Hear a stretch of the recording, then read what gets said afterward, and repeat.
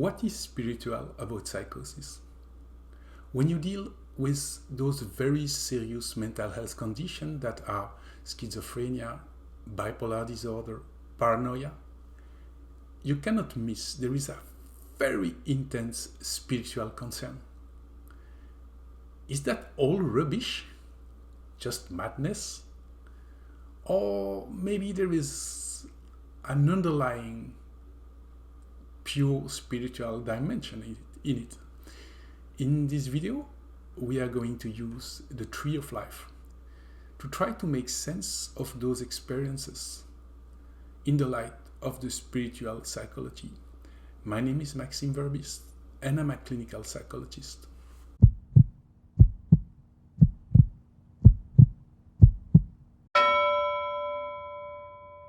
What we call psychosis is a bunch of symptoms where the sense of reality is lost.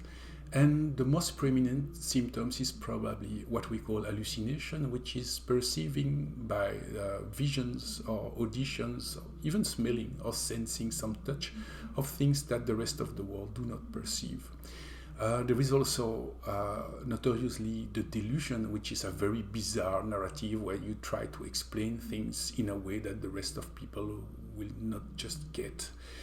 And the third is what we call negative symptoms, which is about a complete loss of emotions. You stay to bed all the time. You sense that you completely lost your identity or even the capacity to move smoothly. Biology explains a lot about psychosis. First of all, there is a very strong genetic component, mostly in bipolar and schizophrenia. The more ancestor you have, the more likely you are to develop those kinds of illnesses. The second factor is probably traumatic life experience, or even being from the immigration or being from a poor neighborhood will increase the chance you develop psychosis. But the most important factor is about drugs. A lot of people would start a psychotic outbreak due to consuming drugs, and cannabis, first of all, is one of the most dangerous drugs for psychosis. And psychosis respond pretty well to an adequate psychiatric medication. That means that there is definitely something biological and cerebral about psychosis. Is probably mostly focused on dopamine. The biological explanation really makes sense and reminds us that it's very important for people dealing with serious psychosis to take their meds. They really should. But it's not sufficient to give an adequate rendering of the spiritual experience of psychosis. And actually there is nothing in the modern psychology that really allows to give a proper account of it. But thank goodness, in the West, we have a very old tradition coming from the Jewish Kabbalah, which is called the Tree of Life. So the Tree of Life is a modelization of the consciousness, ranging from the most physical level of consciousness to the most spiritual level of consciousness. And what is very powerful about the Tree of Life, it allows to understand every layers of consciousness in its own level and in own place. So it doesn't mean that because there is a spiritual dimension, we have to negate the material and physical dimension of consciousness. We are extremely complex, and the Tree of Life really helps us to orient within the consciousness. That's why we will use it to understand psychosis. The psychotic experience has to do with a loss of reality. But do we know exactly what reality is? Reality is not perceiving the world as it is. Reality is to perceive the world as your culture decide to present it to you. So to get a grip of reality, you had to acquire 4 different layers that are part of the structure of the Kabbalah. The first layer is called heart. And hot is the capacity to manipulate language. So the first filter to see the reality is the language. The language prescribes what exists and what doesn't exist. If there is a word for something, you can mention it. If there is no word, it doesn't exist. The second layer of reality is called netzach, and netzach is something about the social images. I don't know if you remember, but when you were like before 8 and 13, 14 year old, the most important thing of the world was to look cool. And what is cool is, of course, different in one social group to another social group. And at netzach, you start to integrate what is cool and what allows you to be part of a group, because if you just don't get that, you will be rejected socially. Then we have gevura. Gevura has to do with the understanding of the law, with a capital L, which is a sense of what causes harm to the community and what deserves to be punished. And one more time, from one culture to another, there is a different sense of what is right and wrong. The fourth layer is called hesed, which has to do with the perception of what is good and constructive and positive. If you are a real leader, you will need to harness those high values of your society to be recognized as someone constructive.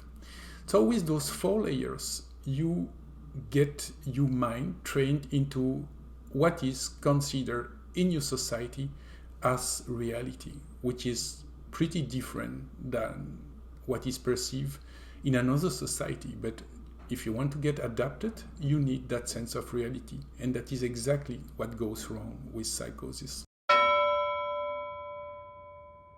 What Sigmund Freud and John Bowlby has contributed to psychology is to explain that the sense of reality rests in a very primitive and unconscious approach of life, an emotional one. And when you see the world as a 1-year-old kid, you don't see it as separate to yourself. You see the world through the lens of your imagination, and that very imagination has been developed through the connection you manage to create with your primary caregiver, usually your mother. When you see the world through your imagination, everything is related to you and your mother, and all the figures and all the vivid fantasies that you may confess to your psychoanalyst are stored at that level. And when those figures are kicking in, you lose the sense of reality, and the world is about you. And when you are listening to people having psychotic experience, you will hear a lot of very primitive desire about being entirely loved or entirely satisfied or being like a semi-god figure, but it's a very primitive sense of approach of life. This is Yesod in the Kabbalah, and it is the basis of the emotional stability. And this is powerful enough to destabilize your sense of reality if you haven't created a strong enough connection with your mom. What we describe as reality is not the ultimate way you can perceive the world, because the Kabbalah teaches that above the level of Hesed, and you really have to cross like a curtain because you arrive in an uncharted territory, you may get to supraconscious level of consciousness. And the first of all you meet is called Bina. So when Bina is kicking in your life, you start to discover and to sense the social context around you, the entire society, and actually you are part of it. That's why it's no longer a sense of reality, because it really concerns you, and you are part of it. And when Bina is kicking in, you will kind of feel trapped with the society, and it's a very bitter sensation that the world is like a prison, and it's kind of ugly, but it's part of the spiritual awakening. And when Bina opens and you don't have a strong enough sense of individual self, it can get slightly pathological. And for instance, the conspiracy theory is mostly about the sense that the world is wrong and there is something that's happening. And if you go one step further, you go into a full-fledged paranoia that the world is against you and will attack you somehow. So on that level, we are clearly into the psychotic experience. But Bina, even in a healthy experience, is a very unpleasant confrontation with the society, because being a fully developed human means having a sense of reality, and everything which is wrong about it, you should see it. So it's painful. There is another even higher sephira, which is called Chokmah. And Chokmah is an expression of a pure desire of expressing in the world. And you understand how bitter Bina should be, because Chokmah is like a pure joy of existing, a pure sense that you have to take part of the society, and you have like a mission. And if you have a vocation, if you have like a spiritual orientation, you may have grasped that your life matter in the world. And unfortunately, that sense can degenerate into a full psychotic experience. And this is what we call mania.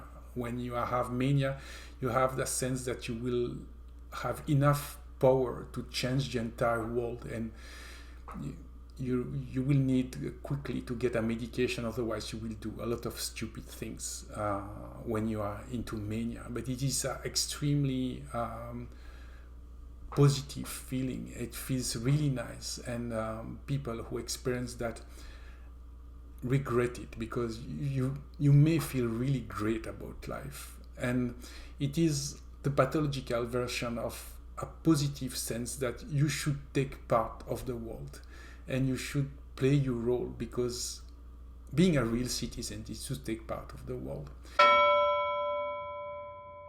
The uppermost level of your consciousness, according to the Kabbalah, is called Keter, or the crown.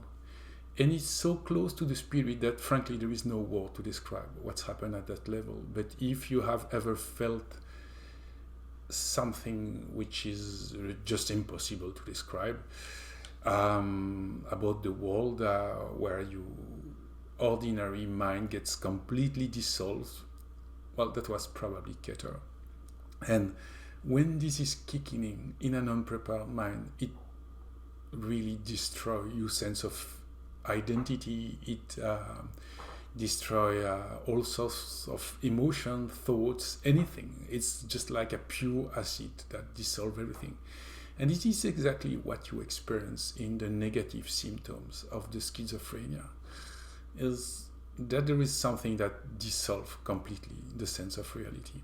So that is the pathological level of Keter.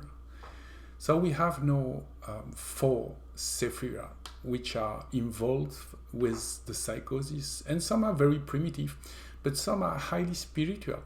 So yes, there is definitely something spiritual about the psychosis, and which is pretty sad somehow, because most of people have no experience of the upper state of consciousness. So when you speak about them,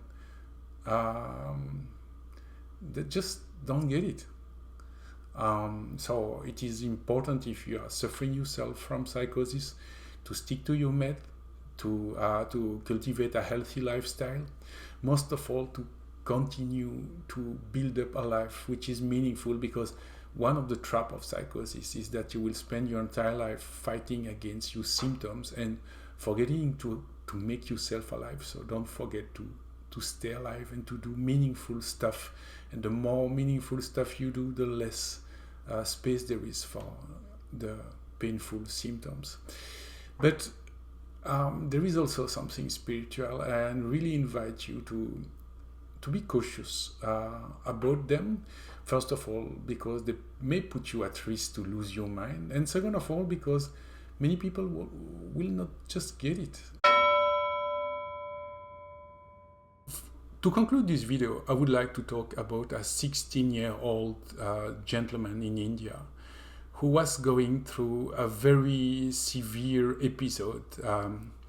He started to ruminate so much about the idea of death that he decided to run away from his home, and he took refuge in a temple. And he was so cut off from reality that he wasn't able to feed himself, and it was thanks to the support of a lady that he was just kept alive. And for several years he was unable to communicate. He decided then to go and to hide in caves and living like completely separate from the rest of the world. And as a clinician, I would have met that gentleman. I had all the elements at hand to conclude that he was subject to a very severe form of catatonic schizophrenia, which is a very rare condition within schizophrenia. But that man happened to be Ramana Maharshi. Ramana Maharshi is one of the brightest sages of the 20th century of India, and everyone who knew him, and even the Mahatma Gandhi, described how amazingly spiritually developed that man was. And what happened has very little to do with psychosis, but from an external point of view and from the point of view of modern medicine, the transition from normal human being to a full-fledged sage really looked like a psychotic episode. So before you consider that people with psychosis are just loonies, a crazy person, just take into consideration that the spiritual awakening has to do with also the dissolution of the sense of reality. And in many cases, that dissolution is very harmful and it goes to a severe damage in the mental health. But in some of the cases, it will give the way to a highly developed human being that stands above the level of reality and not below. So yes, there is something deeply spiritual about psychosis, even if it may be very destructive too.